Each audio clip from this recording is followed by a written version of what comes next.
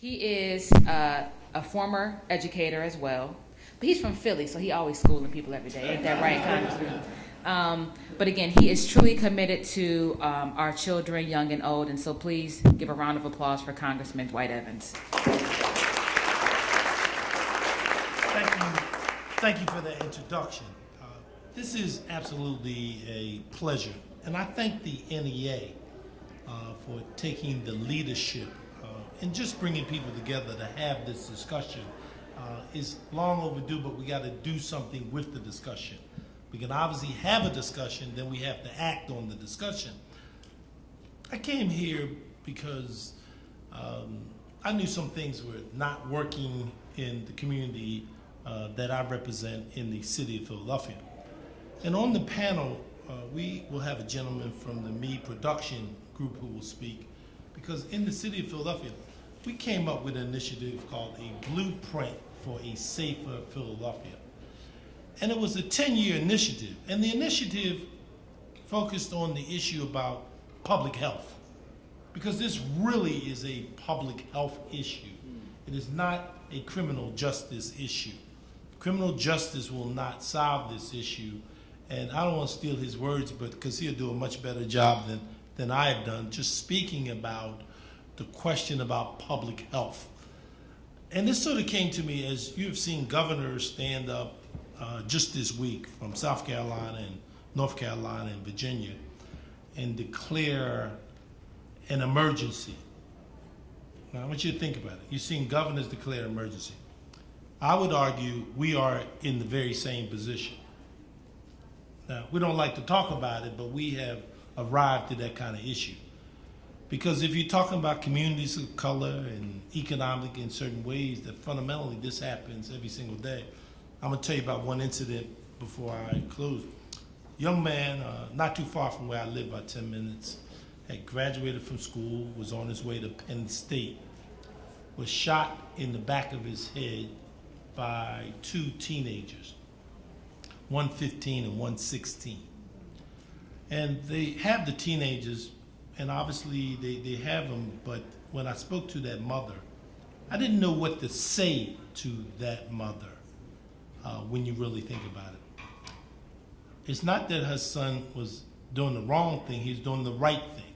He had graduated from school, he had gotten a scholarship to go to Penn State, and he was shot in the back of the head by a 16-year-old.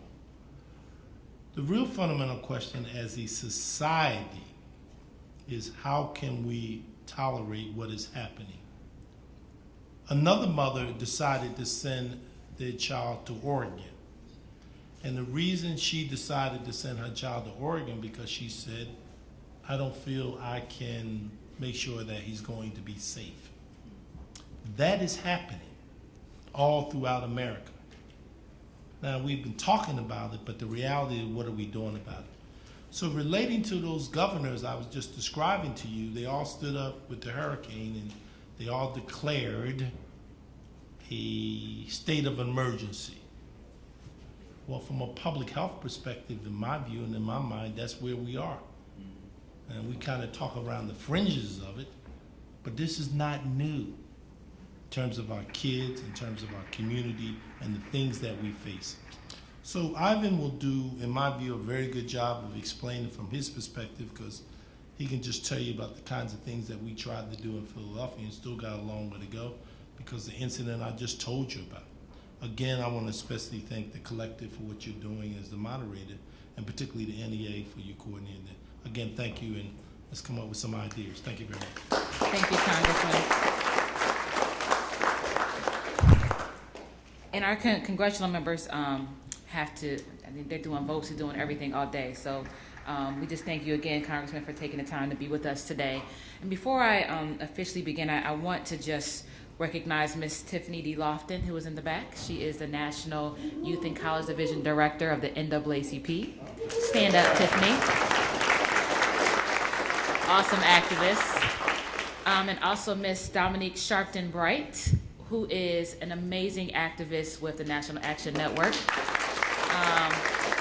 You will oftentimes hear that civil rights organizations are not relevant, that young people aren't a part of them. These two women are showing that that is not the case. So I want to say thank you all for being here. As I mentioned, we have a phenomenal panel of individuals who are doing real solutions-oriented work around this issue in their communities and around the country. And so to my far right, we have Mr. Marcus Bright, Dr. Marcus Bright, soon to be Father Marcus Bright. I'm gonna pray for you, bro.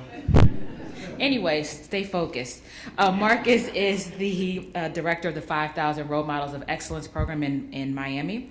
We have next to him Miss Susan Hudson with the Illinois Education Association. We have Mr. Ivan Juzang from MEE Productions, Inc. And then we have Miss Amber Goodwin in Texas, who is with the Community Justice Reform Coalition. And so now we're going to hear just a little bit from our panelists about the work they do specifically. And I want you to know that we've talked about this session before. We will be very solutions oriented in the information that we present and really work to give you all action items to consider as you travel back home. So first, we'll start with Amber to speak about her work. Thank you so much. And I wanted to also thank the NEA. I'm a daughter of a retired teacher for over 40 years, and so it's really special for me to be up here, so thank you very much. I'm going to start, and I promise not to filibuster and spend all day talking, but I want to just give you a very quick personal anecdote of how I got here, because I think that there's probably a lot of us that have the same similar feelings of how we got to this issue around gun violence prevention. I never thought of myself as a gun violence prevention activist. I spent 18 years doing mostly policy and working on campaigns, and I actually thought and said out loud, gun violence is not my issue, it is not my problem, and I don't know what I could actually do. And then about 5 years ago, I started working for Congresswoman Gabby Giffords, who is a personal hero of mine, but most of the work that I did for her was really focused on federal legislation, like you've heard about background checks, assault weapons bans, and then we also were starting to look at the local level of how do we actually remove guns from our communities and how do we make sure that guns are not in the wrong people's hands.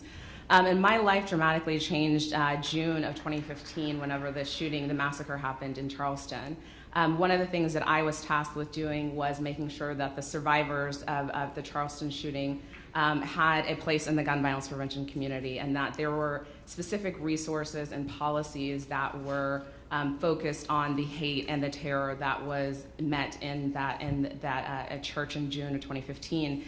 And most of the solutions that many of people in the gun violence prevention community, mostly the national community, came up with were not focused on race, and they were not focused on why somebody would have so much hate in their heart to actually go out and kill 9 people because they were black and because they were worshiping.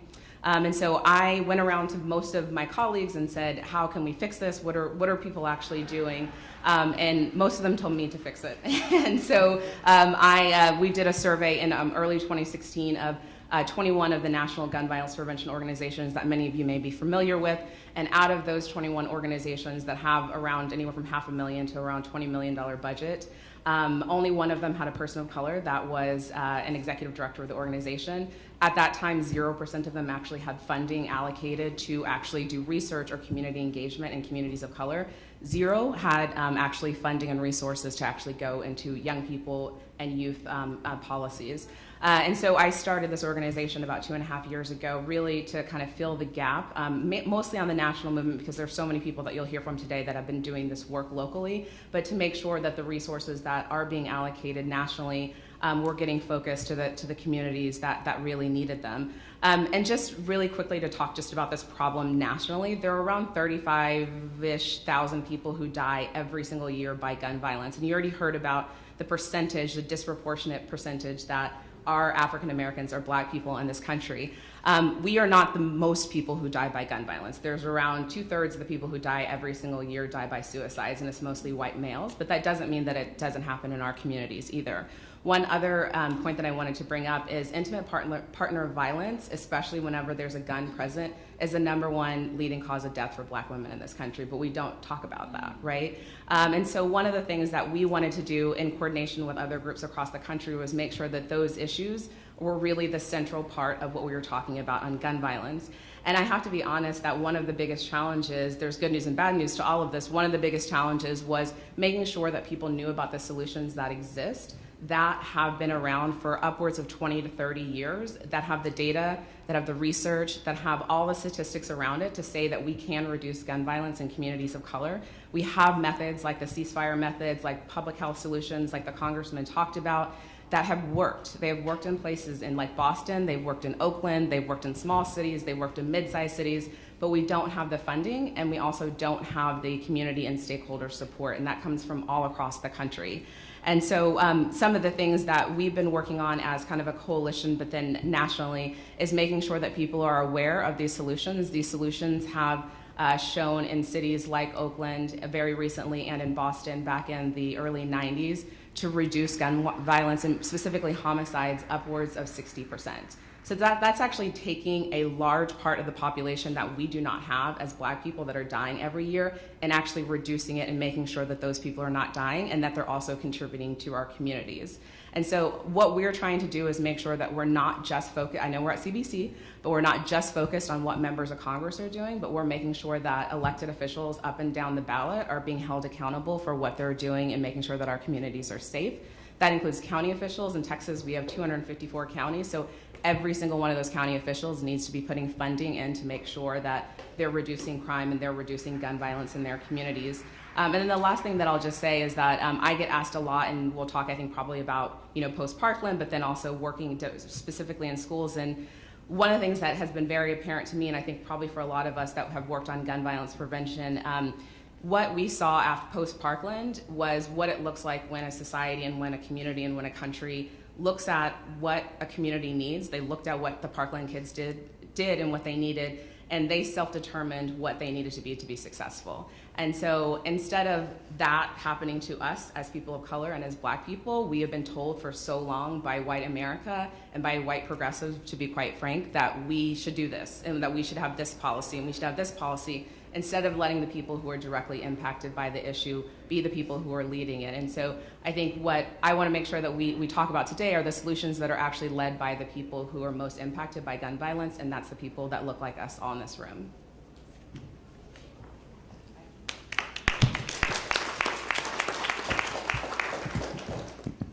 So Ivan, can you hear me?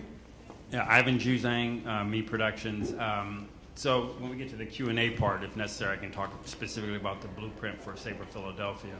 My company is called Me Productions. We only focus on health, educational, and social disparities. So we do health disparities work around the country. That's what Dwight was talking about in terms of the public health work that we do. I'm going to be quick. We have a handout that's coming around because just don't have enough time, and folks usually want the information that I have here, hopefully. Got some bad news and good news. One of the things that we focus on, particularly in low-income communities of color, is what CDC refers to as the social determinants of health. We refer to them as the social determinants of health disparities. And the reason why is this isn't just a recent thing with Trump, but for the last 40 years, particularly with the war on drugs, Black communities have been set up for failure. And I think we have to just openly call that out. What we see overwhelmingly is the structural institutions, structures are really set up to make sure that young people fail. So what we focus on is the fact that young people live in what we call constant chronic trauma. And they're constantly dealing with this kind of trauma. So the bad news is they're set up for failure. I don't really see that changing. What I see is how we respond to the trauma. And so our work really focuses on what we call resiliency and protective factor work. So my mentors are Asa Hilliard, Dr. Joseph White, Carl Bell out of Chicago. And these folks focus on the resiliency and protective factors that Black people have that we're really not exercising. And so what I want to talk about is the fact that in our research nationally, about 15% of the lowest income Black kids are not just surviving, they're thriving. What are those young people doing that are enabling them to make different choices in the exact same conditions? Same neighborhood, different choices. And so we look at the protective factors that they have, the resiliency skills that they have. Violence is a learned behavior. It can be unlearned. And what we find is that young people who are dealing with the stress and trauma that leads to violence are making different choices if they get those protective factor skills. So we're focusing on large-scale interventions that teach young people how to thrive in spite of. So what I always say is young people aren't acting crazy. their environment is crazy and they're acting according to the environment that they live in. And so I just want to say that we have to focus on those kinds of protective factors. We have to look at how do we give young people the skills to make different choices. If I could do anything in terms of a magic wand, I would have NEA work with APA immediately to come up with solutions around protective factor resiliency in all of our schools around the country. American Psychological Association. Thank you.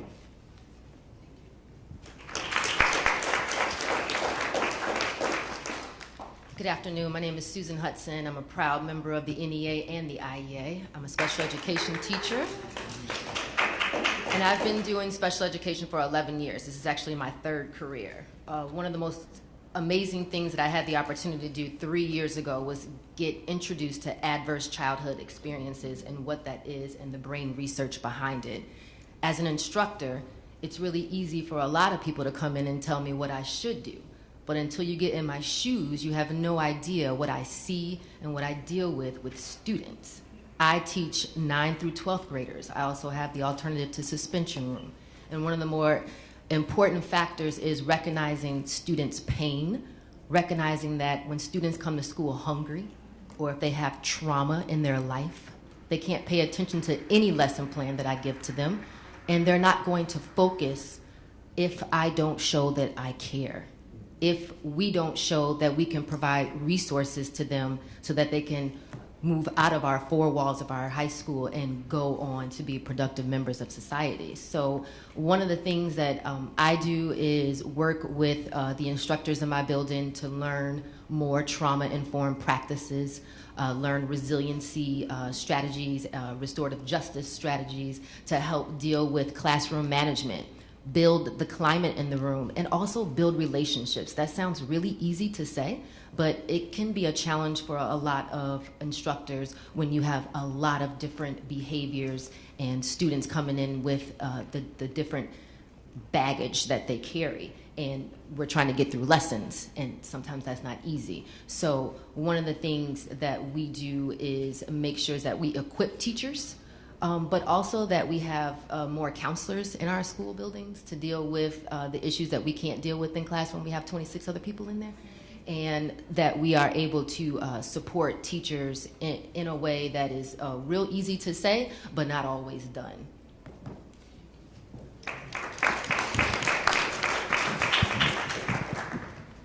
Marcus Bright, 5,000 Role Models of Excellence Project. As Congresswoman Wilson mentioned, she founded it over 26 years ago in Miami-Dade County. And the impetus, the aim behind it is prevention. So many times our policymakers understand the funding and support of punishment, but not prevention. And so as the gentleman from Philadelphia mentioned, the 15 and 16-year-old individuals who committed that homicide, our aim is to get to those young men before they end up dropping out of school. So our program is based in Miami, Florida. We're in 110 schools, over 8,000 boys, focuses on boys and young men, in 3rd grade through 12th grade. And so we connect them in each school with a cadre of mentors, and then couple that with programming designed to increase their academic achievement, give them life skills, increase their civic engagement, and then give them scholarships to help them further their education. And so we believe that it is an answer, and I think that this is a program, it's in school. So it is a program that can be replicated, that can be duplicated in school districts across the country if you have fighters like Congresswoman Wilson to really put, and the community to put pressure on those individuals in the school system to really adopt this model of mentorship, of dropout prevention, of building a team around and say, hey, and coming around these young men and just basically just not letting them fail.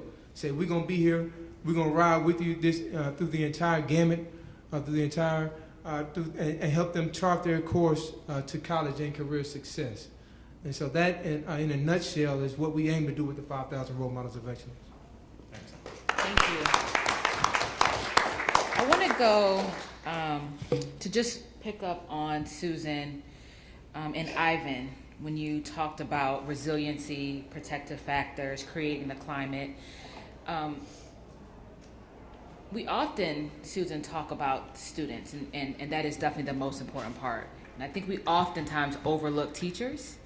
Can you give us some insight on ways that we can assist teachers who are dealing with these issues, how we help them to create a climate in which they can be successful to help their students be successful when they too are suffering from constant chronic trauma? And then Ivan, if you can speak to some of those specific protective factor skills that we should be thinking about as it relates to approaching young people in our communities and the skills that we need to provide to them. So one thing I think we can do to assist teachers is by having training available and supporting having more Black male instructors in elementary and high school, having more teachers of color.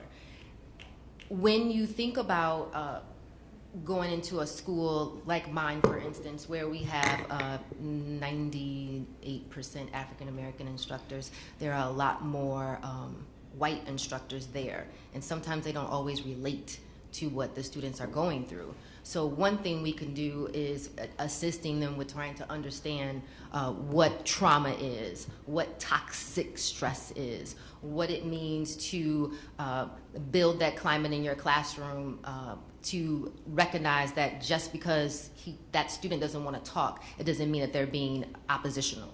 Sometimes they just have a lot more going on, and maybe somewhere in that lesson you can slip off to the side and say, hey, are you okay?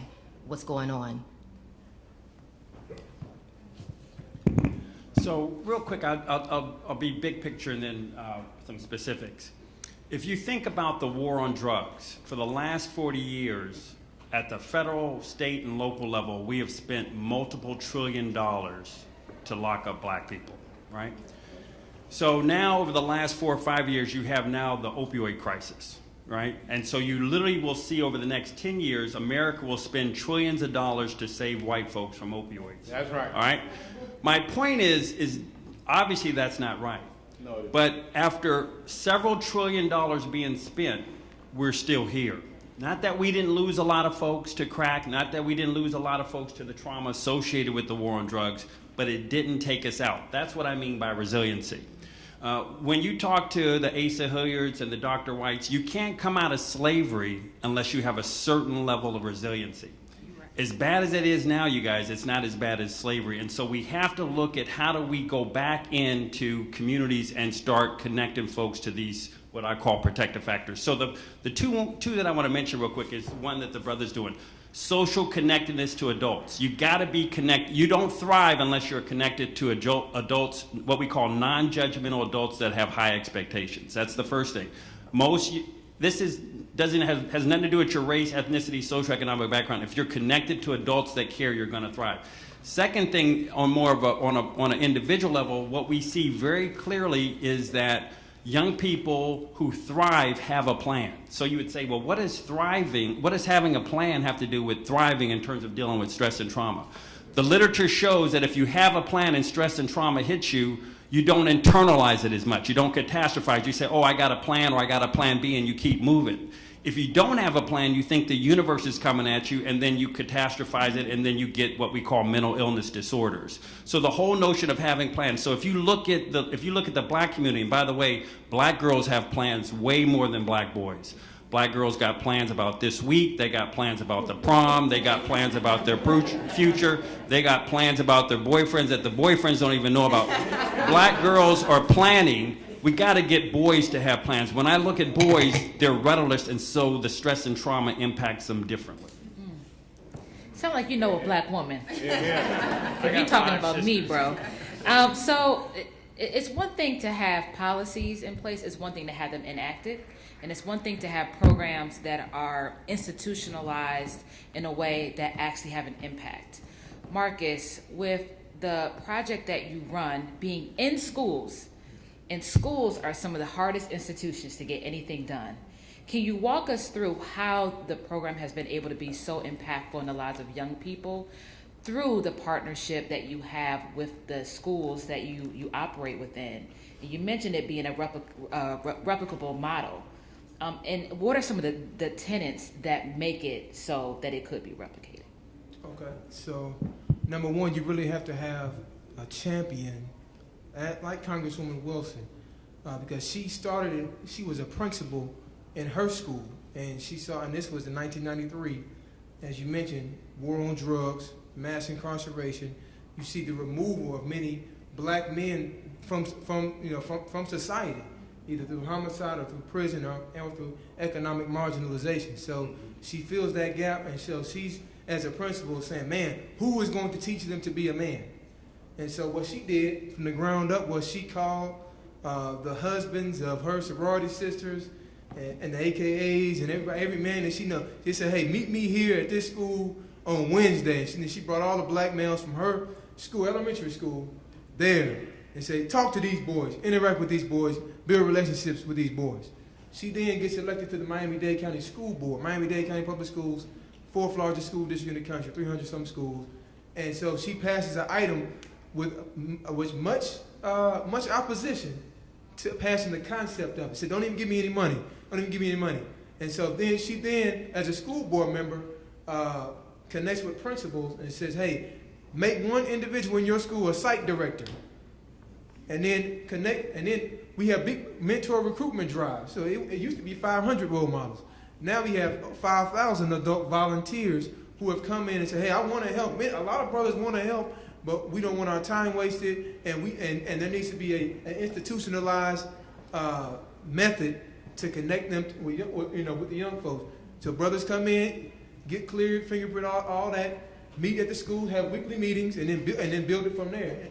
Field trips to different employers, apprenticeship programs, and so what it is, it's a platform. It's the best platform I've seen, and we used to run the Education Arm of National Action Network, been across the country. Best platform I've seen to be able to provide holistic support, whenever that may be, however specific that may be to your locality.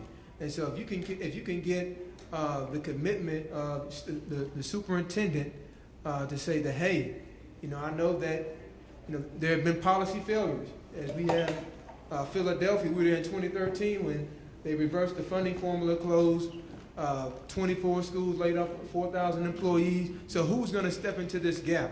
And so we need institutionalized structures. If it's 5,000 role models, if it's something else, that are evidence-based, that we can implement in mass and then scale up.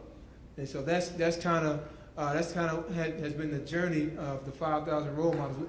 Now in Broward County, Florida, and Jacksonville, Florida, moving this fall. We'll start in Detroit, Michigan. They were supposed to actually, 50 boys were supposed to come up today, but they thought, with the weather, they decided to postpone the trip. But that's the kind of thing that we have to do to build the momentum, and then take on, step in the gap where policy has failed us. So one of the things that we're doing, you have to have a platform big enough to do this. We're meeting, before we came up here, we met with the public defender and state attorney's office in Miami-Dade County. And mass incarceration has taken a huge effect in terms of one out of every 9 black children have an incarcerated parent, versus 1 out of 57 white children. And so we're working with them to now identify every child, specifically the boys, who has an incarcerated parent, and then make sure that they're a part of the 5,000 role model chapter, because that's one of the they're more likely to drop out of school. That, along with failing grades, discipline problems, and then failing, and then poor attendance. And so being able to recognize these students early, elementary, middle school, and then intervening with cadres of mentors and services before, and being able to provide them an alternative. Like, one of the standard trips is a trip to prison.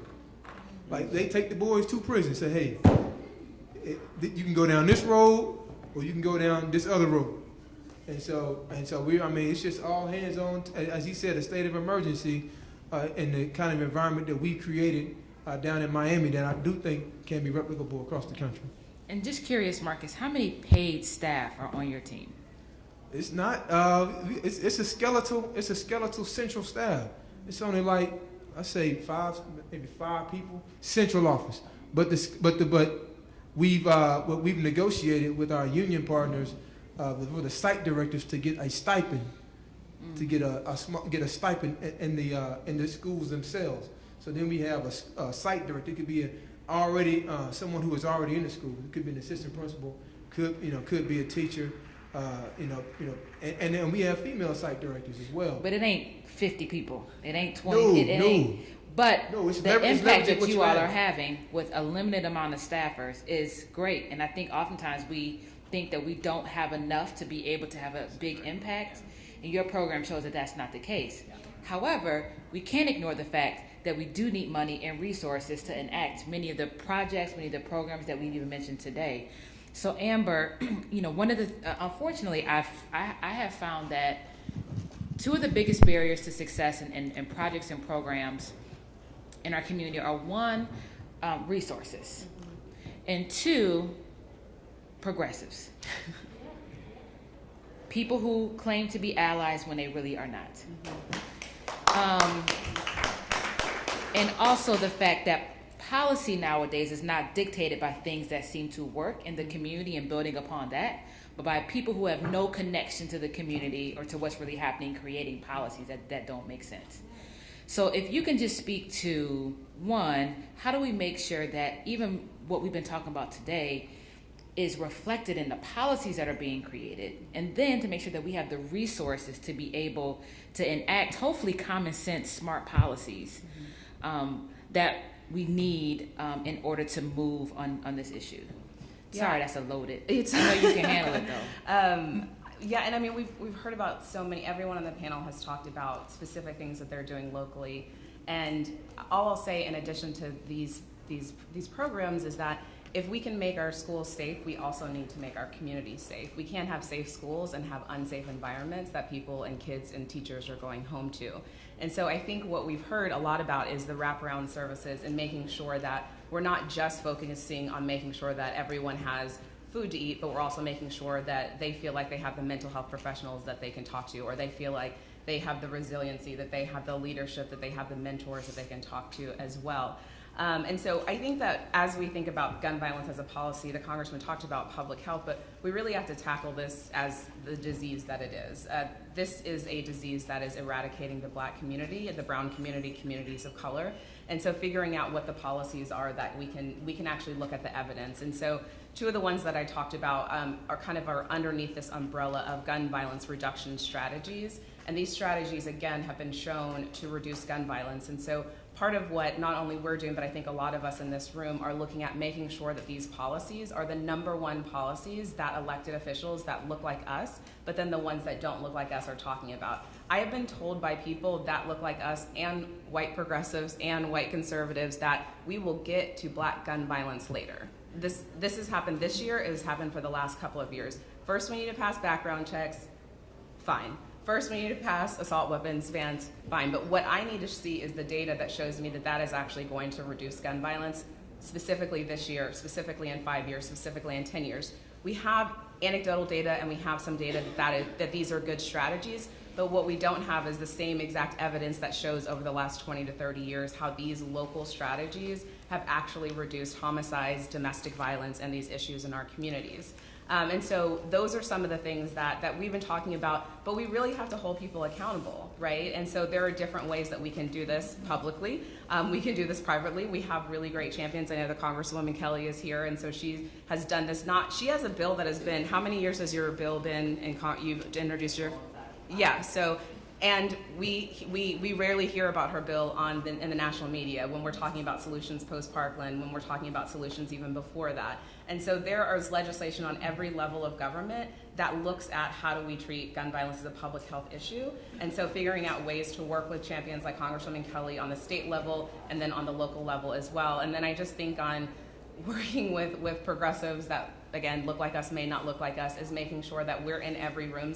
I'm the most annoying person at the gun violence prevention community, bar none. Like if there was a tally that was going on out there, I am not anyone's friend. I think that I'm gonna actually wear a shirt that says you owe me an apology to our next meeting.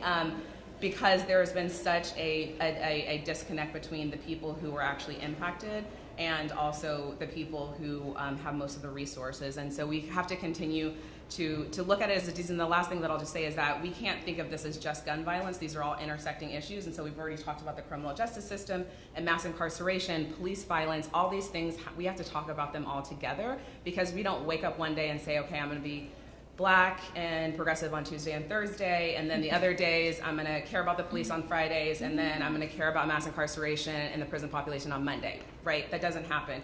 We care about all these issues as they intersect, and so we need to also show up for, I work on gun violence prevention every single hour of every day, but I also need to show up for the people who are working on police violence every day, and the people working on domestic violence, the people working with young people as well. Thank you. You know, I hate to feel like, man, this is a lot, you know, but sometimes I think these issues can feel so overwhelming. Like, where do we even start? Like, how many of you currently work on gun prevention issues generally or broadly? Okay. How many specifically work on the issue as it relates to schools or young people? Okay. So probably 1/3 of the audience does. How many of you actually care about this issue enough to want to do some little thing, whatever you can? I'm assuming that's all of y'all. I know it's all of y'all. And how many of y'all feel like, dude, where do I start? Because this feels overwhelming. Like, I watch the news sometimes, and one, I pray that they mention Black people when they talk about gun violence in schools. So the narrative needs to completely shift. But it just can feel so overwhelming that where do I and my community start to address this issue? And how can I partner with people who are in the room who are already doing it? So if you can kind of just give us a little bit of like, come on, where? Like, how do we, I think that'll help us to, as we transition to audience questions, will help us to know what we can do when we go back home. I just have a quick comment on that. I think what we have to be really careful about, because I work a lot in the trauma-informed community. I work a lot around, techniques that use ACE and other measurements. What I'm worried about is we want to come up with another way to demonize Black people. So when people say I'm trauma-informed, I say no, you should be protective factor-informed. You should be focused on resiliency strategies. We tend to always think of the Black community from a deficit perspective. We never look at it from an asset perspective. And so I'm always reframing to say, look, what are the assets in communities?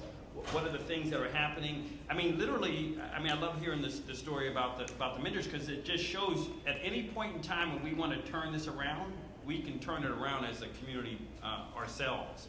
I just think that we just need to have the right tools, the right information, and we have to stop demonizing ourselves. We always get in these situations where now, we've gone from, this issue with Black kids, now they're just traumatized. Yeah, they have been traumatized, but traumatized doesn't have to inform everything about you. If you look at the serious mental health research, there are a lot of people who have no mental illness disorders and are traumatized. There are some people who recover faster if they have protective factor skills. And then there are some people who really need the best modern and ancient technologies. And I say ancient because we always want to look at the latest drugs for Black kids versus looking at ancient technology, which is really more yoga and other aspects that we can be using right now. So I just think we have to make sure we don't buy into the media's new demonization of Black youth, and then we go down this whole trauma-informed path, and then we don't get to solution. Are there asset assessment tools that currently exist that we can use as a template to help us do that kind of survey? There are. And I can get them to you guys so that we can share them, but if you go to APA, if you go to SAMHSA right now, SAMHSA has the best tools on looking at protective factors. SAMSA? Yes. Sorry, I'm real specific up here. SAMHSA is under DHHS. It's the Substance Abuse Mental Health agency for the federal government. They have all this information on protective factors. By the way, in 2001, David Satcher did a report called the Youth Violence Report. This report talked about the best strategies to deal with gun violence, and then that thing just got shuttled. You got to remember, there's great information out here, but it always just gets buried because it actually had real solutions that then no one wanted to implement because it actually meant that we were going to get to different outcomes. So there are ways. I just want to make sure we don't start coming up with these new buzzwords and start walking around saying Black kids are traumatized. They live in communities that have high levels of chronic trauma, but how they cope with trauma can be widely different kid by kid. Very strong point. And I do want the panelists to answer that as well, but we've been joined by Congresswoman Robin Kelly from the 2nd District of Illinois, who is a champion of this issue, is a champion of education and health advocacy. Thank you so much, Congresswoman, for being here. And Amber briefly mentioned the bill that you now have had up for the last 5 years or so. If you could tell us...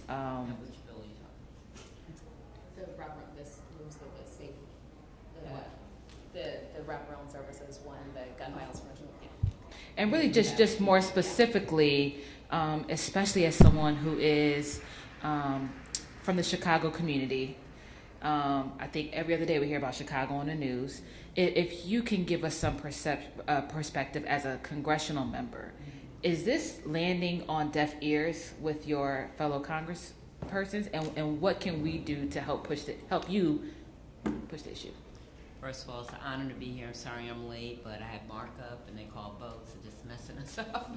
And I have to run back to votes. But one thing I want to go back to when you said people feel overwhelmed, because I've just been with groups of people and they do feel overwhelmed and they don't see how they can make a difference because they look at the problem as being so big. Mm-hmm. And even sometimes as the congressperson, I'm frustrated, overwhelmed, angry, sad. The young man, Monty Johnson, that was killed in Chicago, Good Kids Bad City. He just played in my Kelly Classic basketball tournament to prevent gun violence, and then he died the next week. You know, he was a 19-year-old community activist, so it is so frustrating. As far as my colleagues, I try to work in a very bipartisan way, but the bottom line is if we don't change who's in Congress, those bills are not going to see the light of day. That's just the bottom line. We had 20 Republicans shot at, Steve Scalise injured.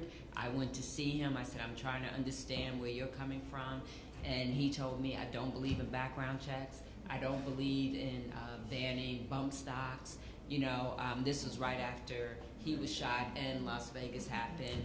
And I'm a God-fearing woman, but when I walked out of that room, I mean, my empathy just... because I say he doesn't care, and they're so wed to those beliefs. And I said, I'm not against guns. I grew up in a family that, my relatives had guns, but this is madness. We're losing a generation.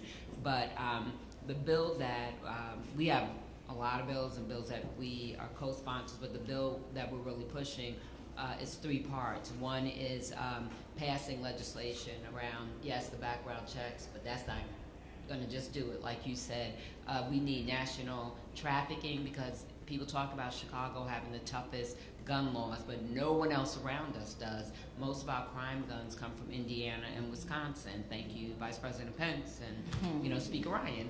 And then there's Missouri, Kentucky. So Chicago's like a little oasis among people that the guns are flowing freely. So yes, passing pieces of legislation, but we know legislation is not just going to do it. And then police community relations, and especially when I think about, the Chicagoland, the trust of the police is in the toilet, quite frankly. So we have to build that up. And then the other thing really is the root causes of the problems, and I'm sure you guys talked about, yes, parenting, education, lack of job skills, lack of hope and lack of opportunity, that we have to take resources and invest back into those communities. So it's like a 3-parter bill. Then I have a bill keeping guns out of dangerous hands because of issues around domestic violence. I have one of my volunteers whose husband shot her, and had killed her in front of her 8-year-old and shot himself. So it's been up close and, personal to me. So we have that bill, keeping guns out of dangerous hands. And I'm, one of the sponsors of the background check bill, the Charleston loophole, Rep. Clyburn's bill, where, in Charleston, they did the background check, but it didn't come back in 3 days. And when it came back, it was indecisive, so they sold him the gun anyway. And then it came back a few days later that it was no, but he already had the gun. So smaller stores are more apt to, if it's indecisive, to sell the gun because they don't have the cash flow like a big, whatever big store sells, Walmart. guns. So they may not sell the guns. So closing those loopholes also. There's so much, but again, it's not just legislation. And all of us, we could all be mentors. We could all, do even if it's a little part. But my thing is, we have to start somewhere, because that's the excuse we keep hearing from my colleagues on the other side. Well, that wouldn't help that. That wouldn't help that. Well, something would help something, and we have to start somewhere. Thank you. Anyone else want to speak to that before we go to audience questions? So, if you have don't y'all wish I'm sorry, side note, don't y'all wish that members of Congress or people who are running for office had to go through a mental check?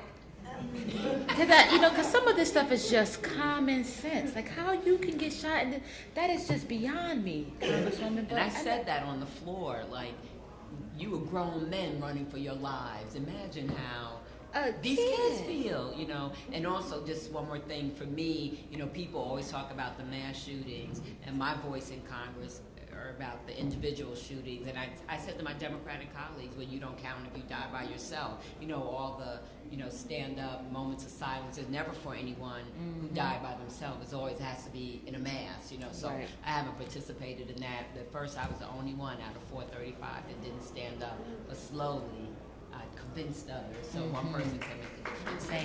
Thank you, Congresswoman. I was Amber? just going to also add that we're with educators and with the NEA, and so there are tons of educational things that exist either online or offline.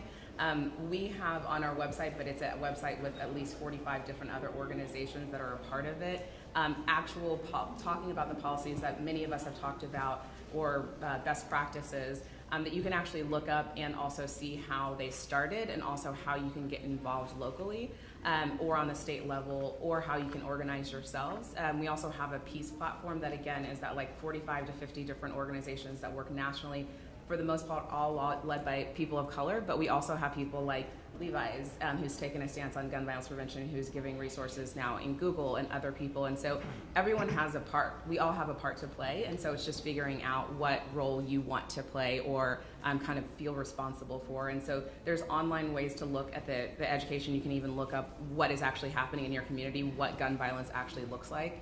And then also there's a ton of trainings that are happening, and I know NEA is doing a lot of these as well, specifically for educators, specifically for students. And so I think figuring out what type of trainings would be helpful for your community would also be really helpful as we leave here today.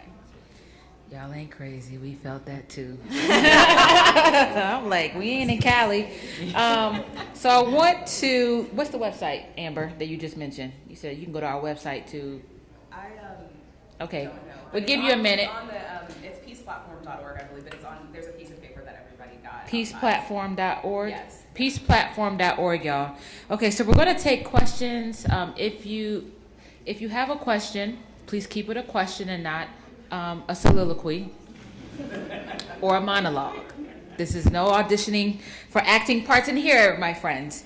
Keep it a question, and please introduce yourself. Let us know where you're from. Yes, ma'am.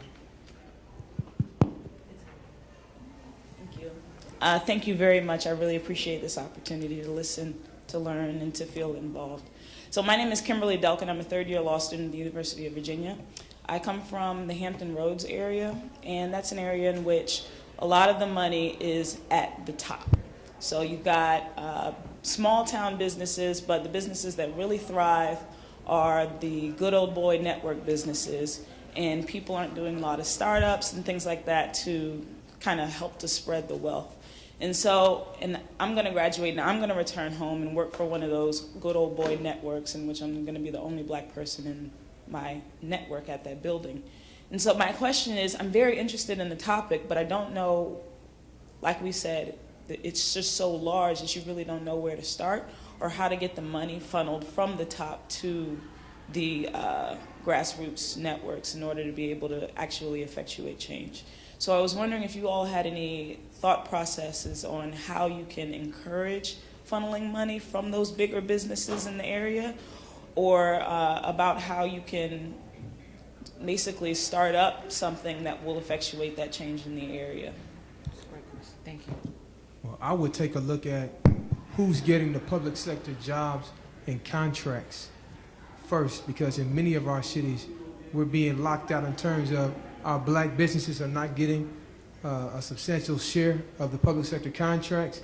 And then we're not getting workforce participation with those who do get those contracts. So I think that we can start first with our money, with our tax money, and see how that's distributed, and is that congruent with our percentage of the population. So I think that that's one way to start in terms of getting money to our communities and creating economic opportunity, because being jobless is not an excuse for gun violence, but we can't put our heads in the sand and act like when a environment of economic marginalization and desperation exists, that's not a contributing factor to our communities being plagued with gun violence. Thank you. Anyone else? I just have a quick thought. It has nothing to do with gun violence, but my oldest sister is the first and still only black female judge in the state of New Mexico. And one of the things she always talks about as a lawyer is that the black community never understands the policies and the laws at a local level so that they can advocate against them, or at least try to change them. And so one of the things I always say, particularly when we look at police brutality, is how do, particularly you as a lawyer, help the community understand what the policies and procedures are around particular things that kind of funnel and fuel the criminal justice system, and then help the community understand those and then advocate against them. And that's just one thing. It may not have to do with gun violence, but it has to do with trying to get the community to start understanding what the laws are so that then we can start advocating for change. Great point. I'll just Thank add you. to that because I'm actually in my first year of law school, so you give me hope that I can make it through the next 2 years.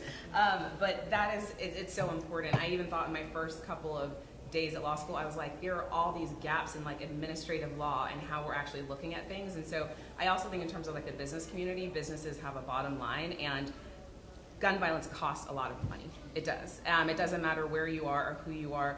Just gun deaths cost about $229 billion a year. That's not the people who get shot and survive and what happens in the communities.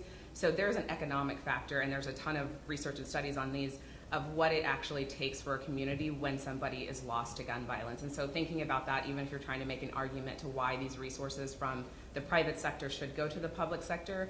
And then there's a lot of really great organizing that's happening in the state of Virginia, but then also in Southern Virginia that is led by people of color and specifically black folks. And so I'd be happy to connect you with people organizing there. Thank you.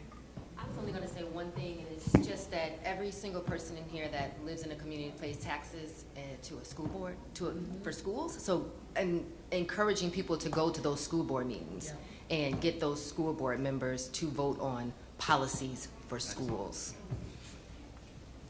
Did you just say have school board members vote on policies for schools? I did. Girl.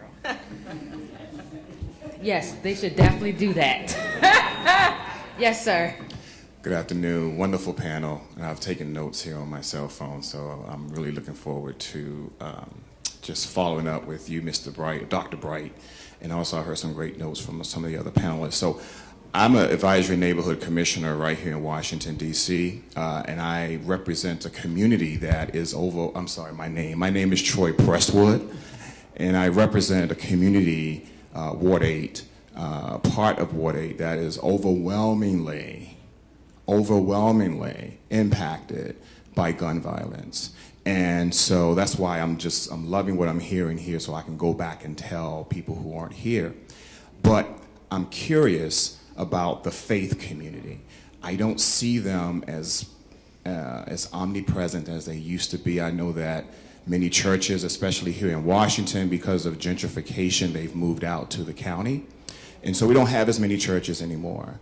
And though those churches are now, these mega churches out in the counties. And so what we've seen is a deficit of faith communities and churches and mosques, synagogues, whatever they are, really helping to have an impact in this area. And so I'm just curious, what are you guys seeing? What is the panel seeing in your communities that may work here with relationships with the faith community to get them back engaged and involved in the lives of these young people? Thank you. Do you guys have meetings with them? Like I meet with my faith community, but in Chicago, it just depends because, Father Flager is famous for, everything. Familiar with him. And he's not in my community, but my some of my constituents go to his church, but I meet regularly with my mostly pastors and with Father Flager. I mean, he's on speed dial, you know, but to try to bring them into the fold. And lately, I mean, I don't know how effective it is, but you know, they not shut down the highway, but you know, have walked down the highway just to bring attention, trying to get everybody, that it affects everybody, like you said, that it's not just, it doesn't just affect that community, but it affects business. Your place loses money. Chicago or Illinois will probably lose at least one congressperson, if not two. And the people moving out are lower to middle income African American families because of, you know, violence, taxes, and the political climate, supposedly. So, but I have regular meetings. Yeah, we do. That's a great point. We actually do have a Ward 8 clergy advisory council, but the conversations aren't about this. And so now that I you set the mentioned agenda, it, so that yeah, well, and that makes a lot of sense, right? But no, I think that's a great point there. I think I can certainly say we need to start talking about this at this level. No, I appreciate that. And I want, Marcus, if you could speak to that, especially with your work with National Action Network, with Reverend Sharpton, with the faith community organizations in general, civil rights organizations in general, how you've been able to communicate with them the importance of being engaged on this issue. Yeah, I think that a great model, and as she mentioned, Dominique Sharpton from National Action Network is here.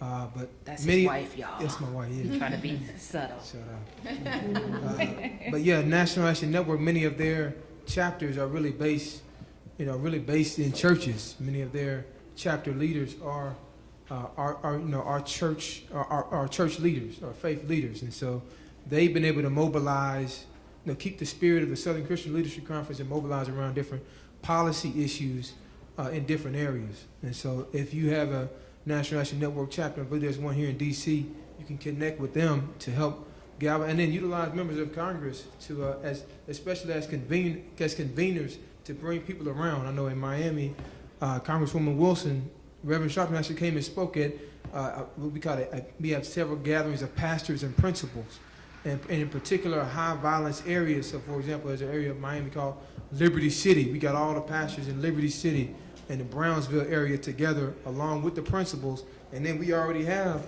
a structure that she's put in place, embedded in the school district. So, we then say, principals, what do you need, pastors? How can you be of assistance? We then collect it because we have an institutionalized structure in the system.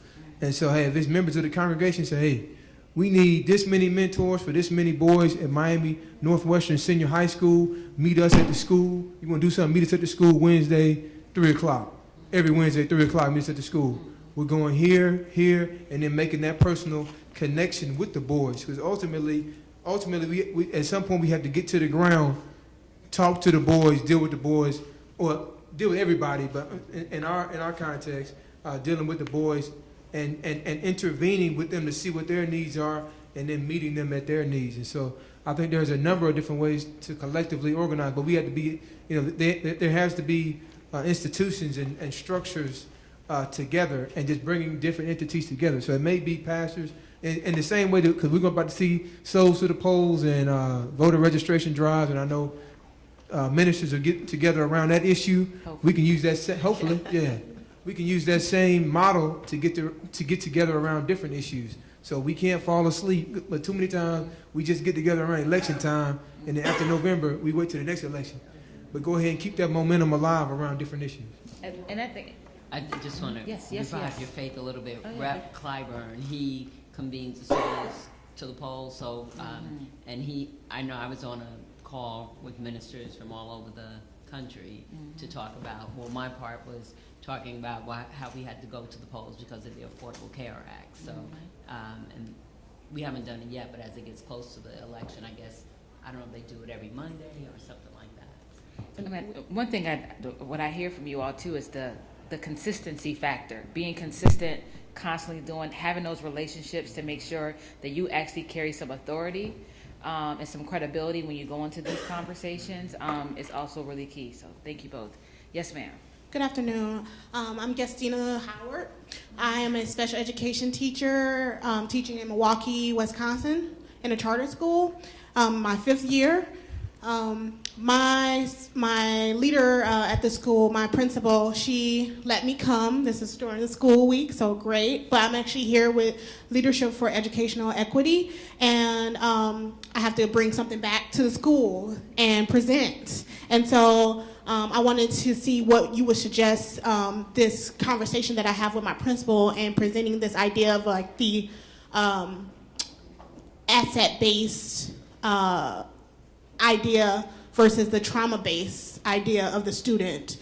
Because right now, that's the conversation that we're having at our school. So how do I try to turn the conversation around and introduce that as a new idea to bring to the staff? I think you did it. I mean, you have to do it just like that. You have to say that, look, there's going to be folks coming behind me who are going to talk about the ACE study. They're going to talk about trauma. They're going to talk about this. Let's also talk about protective factors. There's, again, a quote from the David Satcher report. Risk factors are not predictive factors because of protective factors. So what the media always talks about with black boys are risk factors. They never talk about protective factors. But you see them. We see them in our culture. We see them amongst different black men at all levels of society. So they're there. Somehow people are thriving, but we never want to talk about those things. I'm convinced that if we could go from 15% of young people who are organically thriving now to 25% to 35%, what's the tipping point where we see generations of young people thriving in our communities, taking on leadership roles? I think you have to go back and say, look, we got to look at this differently. Not that there aren't problems, guys. I never discount people's realities. We can't discount the level of trauma that is going on. It's what we want to do is say, how do we start having a conversation about how to cope with trauma? All trauma can be coped with either negatively or positively. That's it. It's always a choice. And so we have to look at how do we put those protective factor skills in communities. But I think you have it. Yes, sir. I'm gonna try to shape this into a question. My name is Lamont Curry, and I guess I have like 2 short questions.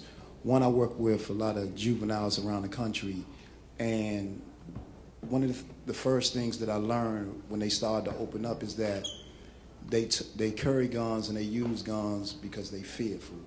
When I ask them what are their future goals, some tell me what it is, but most of the time, more than half of them say to stay alive.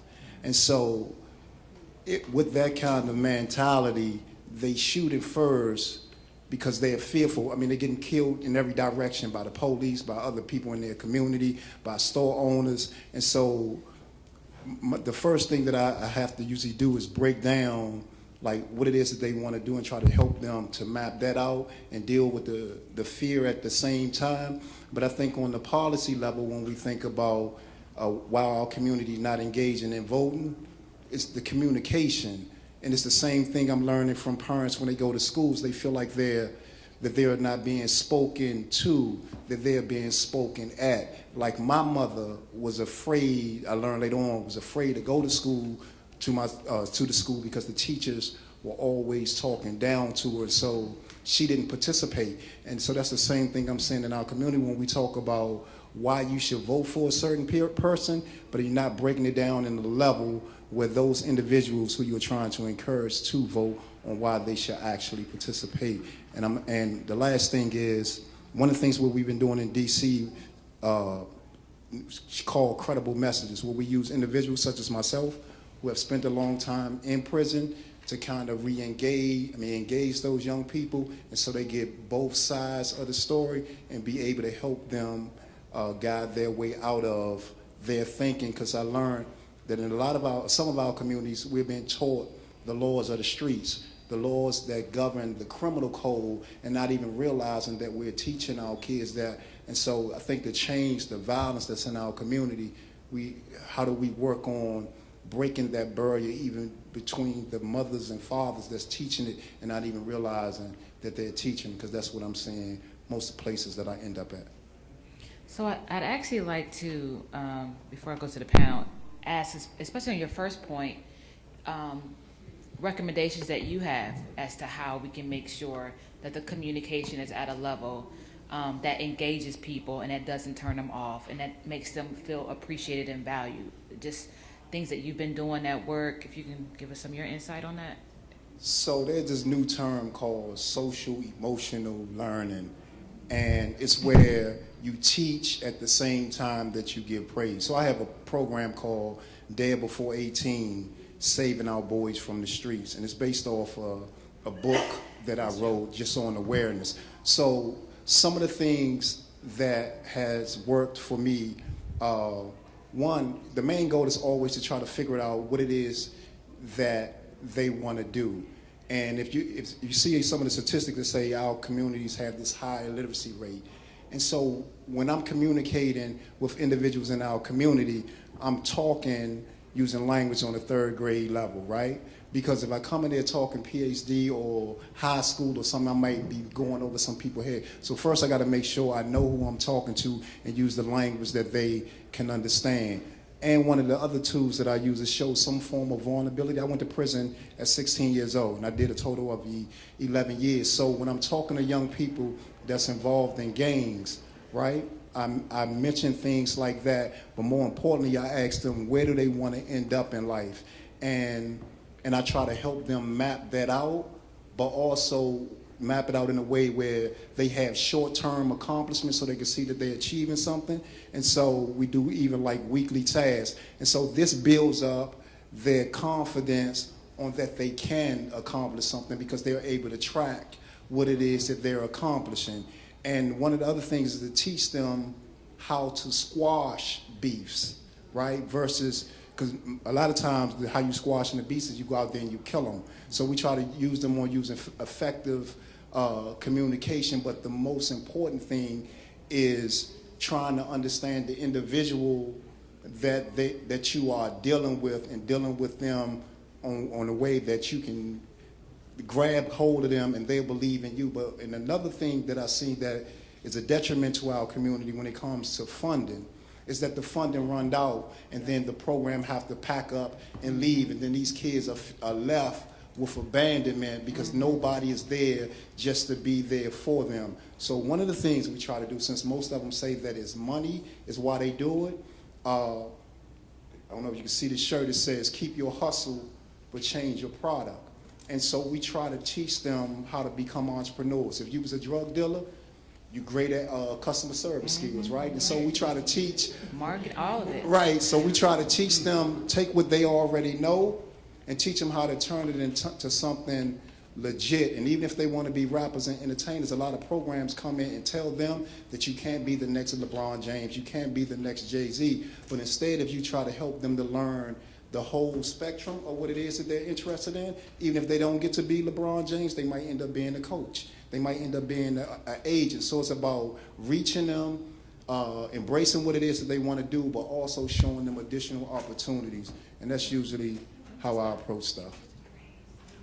Thank you so much, sir. Thank you. Thank you. You dropped so much on us. I appreciate that. Well, and I was just first of all, thank you for all the work that you are doing. Yeah, what's your name? Thank you. Lamont Carey? One of the things that we hear a lot, probably all of us here, and you've probably heard, is people will say, just put the gun down. And what I hear is, you have to give me something else to pick up if you're telling me to put this gun down. And when we do our interventions, one other statistic that I'll just throw out is less than 0.5% of a city's population drives normally between 40 and 50% of the violence. So that's a very, very small part of the population that is driving most of the homicides, that's driving most of the domestic violence. And so what does each individual actually need to be successful? And many times that looks a different way between every single block that you will be on, every single house that you're in. And so I think, to your point, customizing and individualizing what every single person needs. But then I think on the funding, a lot of the wraparound services that we have, because of the way that cities and counties and states are structured, only last, they're 1-year grants. And then they say, well, what was your evaluation? Well, it would have cost me $100,000 to do an evaluation, and I only have 2 staffers, and they're part-time, and they have other jobs that they have to do, and they have families to take care of. And so figuring out how we can also restructure the funding that actually goes to a lot of the work that you were talking about. And in Illinois specifically, and I believe it's in Virginia as well, but in about 23 states, there's state administering agencies, and they have money to do this violence reduction work, but many times it is just not tapped by us because we don't actually know that the programs exist. So last year I met with the gentleman who runs it in Illinois, and he told me, yeah, I just have all this money on the table at the end of every year. And I said, how does that, you have money from the government that is supposed to be used to this. And so I think figuring out those different funding streams is really important, but I'm very thankful for the work that you're doing. So we have time for one more question. Yes, ma'am. Oh, we'll do 2 short questions. And while the mic is coming, you know what? That's the train. There's a train underneath the building. Yes. I was thinking like, Yes, ma'am. Good afternoon. My name is Gianni McDonald. I'm a third Hold on, year. Gianni, because nobody's listening. My name is Gianni McDonald. I'm a third-year law student at the University of Virginia, but my hometown is Nashville, Tennessee. And a number of my friends are teachers in Nashville, in the public school system, and in charter schools. And a lot of times when I talk to them, they voice their frustration about, a lot of their students, they come from low income, high poverty, high violence neighborhoods, and a lot of their students deal with trauma, and they don't necessarily know how to address that in the classroom or help their students succeed. And so I kind of wanted to know if you all have any ideas or things that I could go back to tell them as to how to help combat that issue in their classroom to help, the little people that they are teaching and trying to, help build up. Can I add on to that in addition to, thank you. How do we get bougie Black people involved in this issue? Okay, thank you.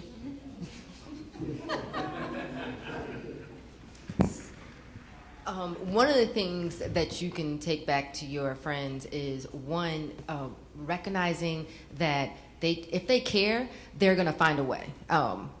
No matter how hard it is, you will sit down, whether you get all your students together and have this group working on this group working on this, and you take the kids that are having an issue and talk with them, is one easy way to start. And then it's talking to leadership and telling leadership, listen, I've got all this stuff going on in my classroom. Can you help? Can we send these kids to the counselor? Can we get more social workers, more psychologists in here to help me with whatever is happening, and to talk with the kids, because it is hard to take on all of your students' issues. And we'll try to become their mother, their father, their sister, their auntie. We'll try to do all of that, and we will spend all of our money trying to assist kids by bringing in food. And I get my kids supplies. I don't even try to wait and see if parents are going to buy pens, pencils, and spirals. I just do it because I want them to have it, because I want them to focus on the learning. So I think probably the easiest thing is to just and connecting with parents. I can't believe I didn't even say that first. Calling home and talking and building a relationship with the parents and connecting and trying to get them into the building also helps as well. Thank you. I'll just be honest. I am obviously Black, but I have obviously also been told maybe sometimes that I am bougie. And so I will answer the second question too, to be very You ain't the honest. kind of bougie I was talking about, but you can go ahead and try. Y'all know who I'm talking about. First, Maybe I think there's a part of our culture that is focused on celebrity activism that has been really detrimental to actually the work that needs to be done. And so I think that's a separate issue that we could probably have another panel about. But that we have to figure out how people feel a responsibility for this issue and not feeling like, oh my gosh, it's so overwhelming, I can't do anything. And I think about when we went to the African American History Museum and I saw all these Black people with money. And I was like, who are these Black? Like, all their names are on these different lists. People who had spent $1 million or more. These are black people that many of us in this room have never heard of. They probably never donated to a campaign before. They haven't donated to an issue like this. And so figuring out, not going to them and begging them to do this, but figuring out how do we actually have, to your point, credible messengers, if it is LeBron, if it is other black people that they can look to, and they need to say, not just when Parkland happens, this is gun violence is an issue, but all day, every single day, going inside schools and saying, this is an issue, here are the solutions that you can use. I'm a credible messenger telling you, this is what you can do, this is what your parents can do, this is what your community can do. Because I think that's what we see with like the black buying dollar. A lot of it has to do with the credibility of who is like actually selling these different things. And so if we need to sell peace and resiliency and all these things, then we need to do it, but we have to figure out the right people to be talking about it and going into our communities. Thank you. And yes, ma'am. Good No, day. I'm sorry. We had this. My name is Gwendolyn Priestley, and I run an organization called Team Home NOLA, and it was started by Master P, and we've been doing this for 19 years. And to your point, Amber, I connect celebrities to nonprofits because in our society, if a celebrity says it's cool or it's sexy, if you will, then it's something that people really want to get engaged with and help. Dr. Marcus, I would like to partner with you on some things in Miami because we do. I'm fortunate enough because Percy is somebody who puts his money where his mouth is. Mm-hmm. Like we go into the schools and we buy school supplies and we spend time with kids. We do mentoring, we do all of that. But my question to the panel is, the celebrities that we go to and say, I want you to get engaged in this because your voice is powerful. This is an issue that, how do we make it, sexy or something that they want to get engaged with? Celebrities will talk all day if it's something that they think, it's cool to they want to help the kids in Africa or whatever. But this is such an issue that is in our communities and in our schools. It's for me to go back and say, you guys, we got to get involved in this issue. We got to fight this issue. But they want something that's going to be, it's cool to be. You understand what I'm saying? They want it to be something that's cool. I have a lot of celebrities that don't look like us that want to get engaged. They want to help, but they want something that's going to be cool. Whatever the hot topic is of the moment. But like you said, Amber, this is something that we have to do every day, all day. It can't just be something. So my question is, what could I go back to them and say that will maybe get them, excited and want to be a part of this or be a part of this fight? So I actually want to speak to that a little bit, because I'm sure many of those conversations that you're having are oftentimes with their teams and not conversations with the artists themselves. And sometimes the teams of people, if it's their agents, their managers, their bookers, their PR person, it's like, goodness. If I just had a chance to talk to this individual one-on-one, perhaps I could have more of an impact. And so I think one thing is, because I just recently talked to a bunch of agents who are agents for some of your biggest rappers or your biggest sports stars. And because they didn't understand what we were talking about, this is a voting-related issue, they weren't even willing to have the conversation with their artist or with their player to be able to figure out how they could engage on the issue. And so we realized, okay, the education that is necessary for us to communicate is widespread. I think that's why pastors don't get involved. That's why parents don't get involved, because we don't spend enough time breaking down issues for people in a language and in a way that they can understand, and then help them see their role in it. That can be extremely beneficial for an artist who can connect something in their personal experience because they themselves talk to you, or they talk to their agent who is now educated by you to help them be able to move. And I think that a lot of people are genuinely interested, but also, to me, we sometimes put a lot of expectations that because you are an artist or a star athlete, that you should care. And they oftentimes feel bad, like, why you pressuring me to do it? When I just want to play ball or I just want to do this. So making it an easy way that they can, in their own voice. If I'm already tweeting about, something on this platform, don't ask me to do a video on your webpage. I could do a video on my phone and I'll post it on my page, but I'm not gonna go into a studio, cut a video, do it so it lands on your webpage that none of my followers are gonna see. So I think just being able to, as the gentleman said in the back, being able to break things down in a way that everyone can understand it and how they can easily plug and play is just one kind of solution I would bring. But anyone else to the panel wanna speak to that? I mean, I'll just say very quickly that we work with all types of celebrities and stuff like that, and we found this, I have no scientific evidence to this, but when there's 3, they'll do it. Like if there's 1, it's harder sell, but if you say that there's 2 other people, I don't know, it's not even 2 people, but it's 3 people, and with the basketball folks, the football folks, everybody will get on it board if there's other folks involved, and we do, but then also a ton of other organizations also have I have some toolkits I can also send about just engaging with some of the folks on, kind of VIP folks on gun violence as well. So we have time for one more question. Can I answer that real quick? So we do large-scale behavioral health interventions all around the country. And I'm just being candid, we never use celebrities. They don't work at the ground level. If I was doing some stuff, I'd hire 25 Lamonts, and most of our work is we hire ex-offenders who can actually have that conversation. When I say been there, done that, they in behavioral health terms, they know the arguments and the counter-arguments. But what I do see celebrities having a much greater role in is this whole advocacy policy stuff. Politicians want to be celebrities, celebrities want to be politicians. Use them in that framework to help the Lamonts get the resources that they need, and that's really, I think, the best use for celebrities. Thank you. Sir, with our final question? It kind of felt like the up on a hill where they say, I yield to the sister in the third row and the attorney there. So I'm glad to do it. Keep up the good work. We need good attorneys.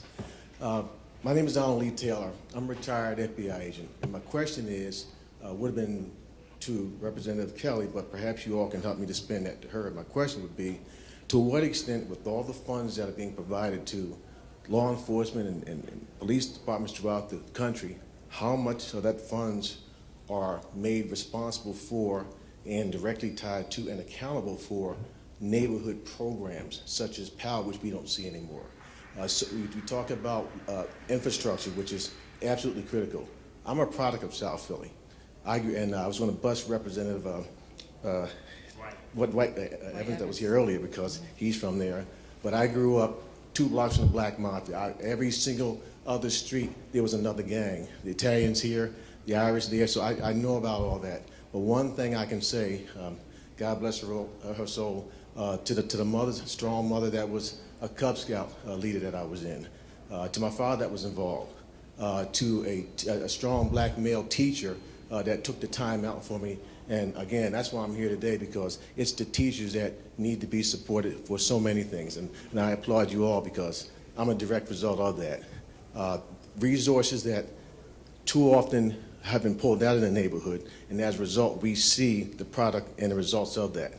And I'm not going to take too much of your time, but one thing I try to do was, when I was with the Bureau and still now, I try to take time to go out into the neighborhoods, notwithstanding anything else the Bureau was doing. That's not my issue. My issue is I need to do what I do, and I'll give you a real quick story. I went up to one of the schools in East Orange, New Jersey, and I was talking to the kids for Career Day, and I was on the SWAT team at the time, and I laid out all my gear on the table, my sniper rifle, my MP5, my vest, my helmet, and at the end of the table, I put this, my ink pen, and I asked those kids, which of these you think I caught all the bad guys with? And obviously, the bigger the weapon, the more bad guys. No, I caught more bad guys with this pen. So my message to them was that use this, and that I wanted to leave that message with them and you as educators. That's what it's about, and I thank you all.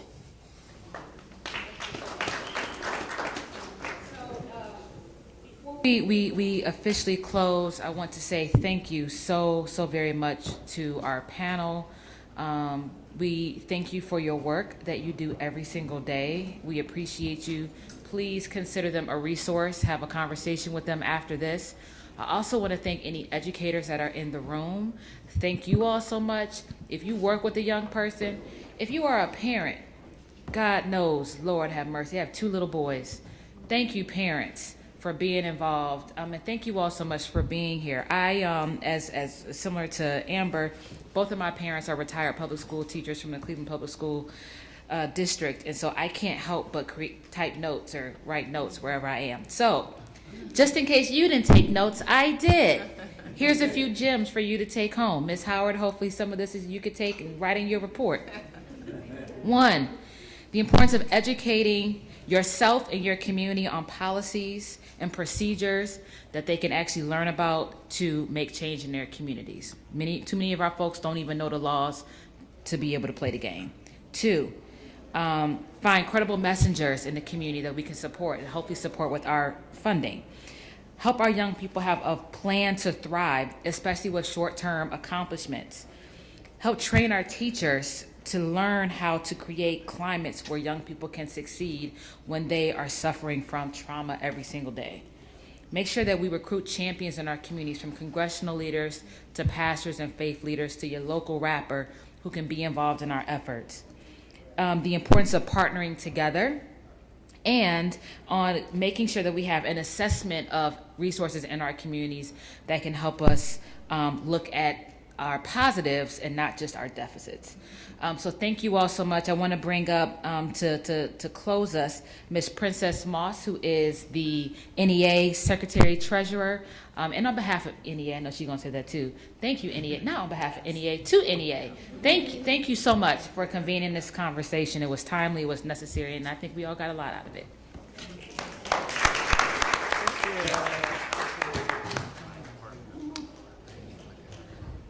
All right, we've heard a tremendous amount of information, and you've been given a charge of what to do. But first of all, can we thank our moderator, Ms. James, and the panelists for an extraordinary job. You're probably wondering, NEA, what's next? What's next? Well, I hope that before you came in the room, that you signed up at the door with your contact information, because I'm going to tell you what's next.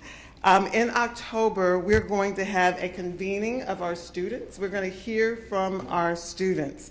And we're going to do that in partnership with the American Federation of Teachers, AFT, as well as Everytown for Gun Safety, as well as many other organizations. We're going to come together, we're going to hear from our students, and we're going to provide what we take in from them to you if you registered at the door with your contact information. We're also going to provide key outcomes from that summit to you, and some of those key outcomes will be community organizing toolkits, curriculums on gun violence, a student bill of rights for safer communities that will outline clear policy solutions to reduce gun violence, and so much more. So I hope that provides you some incentive to stay in contact with us. And it's going to take all of us in this room to make a difference for the issue that everyone spoke so eloquently about. So I hope that you will do as our moderator has asked, and find at least one thing to become engaged in and to do, and make sure that you stay in contact with us. Give us your contact information outside so that we can address this issue collectively, because it's clear that we don't have an administration in the White House that's going to do an effective job. And to be clear, Betsy DeVos and her commission is not going to do it. It's going to be left to each and every one of us working together. And with that, have a great rest of our Congressional Black Caucus Conference, and let's go get this job done. Thank you very much.